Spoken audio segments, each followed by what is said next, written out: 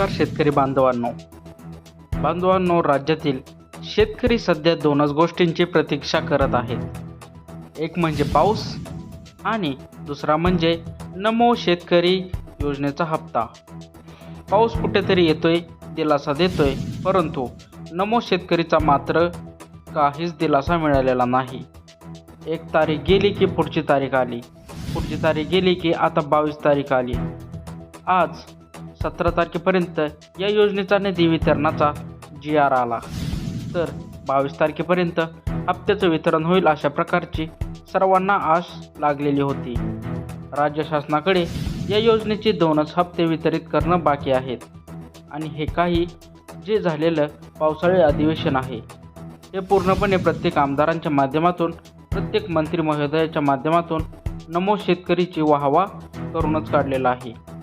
या योजनेच्या अंतर्गत आम्ही शेतकऱ्यांना दिलासा देतोय. ही शेतकरी म्हणजे शेतकऱ्यांच्या सन्मानासाठी राबवली जाणारी योजना असं सांगितलं जातंय. परंतु खरीपापूर्वी दिला तर खरीपाला फायदा होईल अशी अपेक्षा होती. आता खरीप हातातून जातोय, शेतकऱ्यांना दुबार पेरणीची गरज आली आहे. अशा वेळेस काही मंत्री महोदय म्हणतात की आम्ही बियाणं देणार, जे बियाणं द्यायचं होतं ते बियाणं दिलं नाही.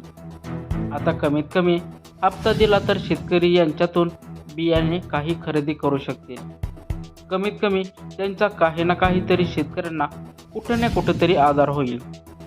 एकंदरीत या योजनेच्या अंतर्गत 2 हप्ते प्रलंबित आहेत.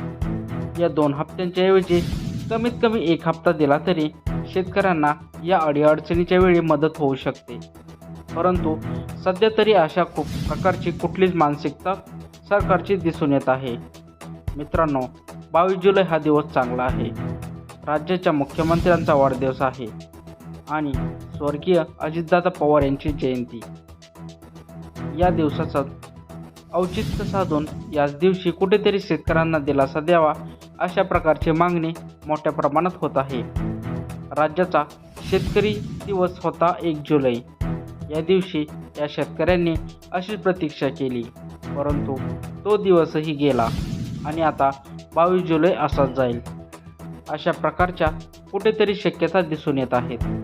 याच्यामध्ये सरकारनं कुठंतरी गांभीर्याने घेणं गरजेचं आहे. सध्या शेतकऱ्यांना या नडीच्या वेळी, अतिशय गरजेच्या वेळी पैशाची आवश्यकता आहे आणि यावेळी जर शासनाने मदत केली तर ती मदत नक्कीच फायदेशीर असे असणार आहे. तुम्ही 40,000 कोटी कर्जमाफी करणार, तुम्ही 48,000 कोटींची वीजबिले माफ करणार, तुम्ही हजारो कोटी लाडक्या बहिणींना वाटणार, परंतु शेतकऱ्यांना नमो शेतकरीचा विषय आला की त्यावेळेस मात्र निधीची कमतरता कुठेतरी दिसून येत आहे.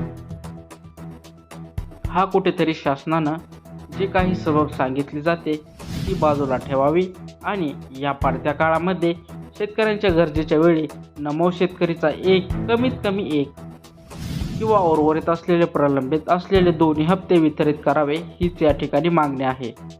कारण नमो शेतकरीच्या नावावरती तुम्ही केलेली जाहिरातबाजी, तुम्ही वारंवार या शेतकरी योजनेबद्दल जे काही सांगताय त्यातून शेतकऱ्यांचा सन्मान नाही, परंतु शेतकऱ्यांचा अवमान नक्कीच होतोय.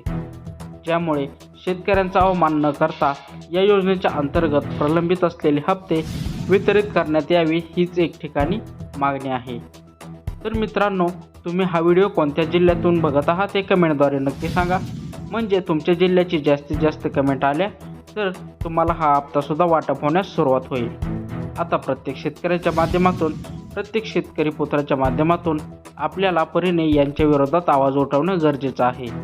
प्रत्येक लोकप्रतिनिधीला, आमदार असतील, खासदार असतील, तुमचं जिल्हा परिषद पंचायत समितीचे सदस्य असतील, ज्यांना कुठं काय करता येईल, ज्यांना कुठे विचारता येईल त्या ठिकाणी एकच प्रश्न विचारायचा, तो म्हणजे की नमो शेतकरीचा हप्ता कधी येणार, तरच हा हप्ता शेतकऱ्यांच्या खात्यामध्ये वितरित केला जाईल.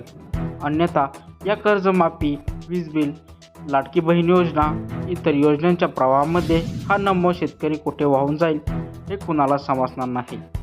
तर मित्रांनो, कशी वाटली आजची माहिती हे कमेंटद्वारे नक्की सांगा. चॅनलवर जर नवीन आला असाल तर आपल्या चॅनलला नक्की सबस्क्राईब करा. तर भेटू आपण अशाच पुढच्या व्हिडिओमध्ये. धन्यवाद.